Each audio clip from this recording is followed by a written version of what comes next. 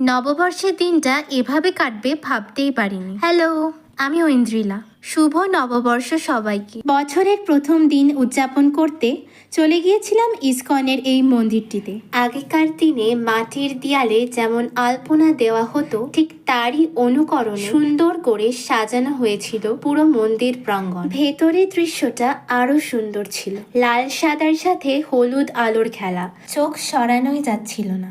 সব মিলিয়ে খুব সুন্দর একটা পরিবেশ তৈরি হয়েছিল। তো আমাদের পুজো দেওয়া হয়ে গেছে। এখানে রাধাকৃষ্ণ মহাপ্রভু ও জগন্নাথ দেবও প্রতিষ্ঠিত। সকলকে নতুন সাদা রঙের পোশাকে খুব সুন্দর করে সাজানো হয়েছিল।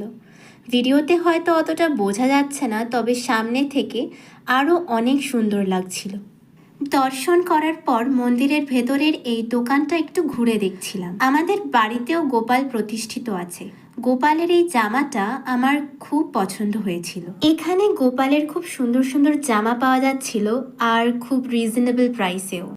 এখান থেকে আমি খুব সুন্দর সুন্দর দুটো গোপী ড্রেসও নিয়েছি, যেগুলো তোমাদেরকে পরের ব্লগে দেখাবো।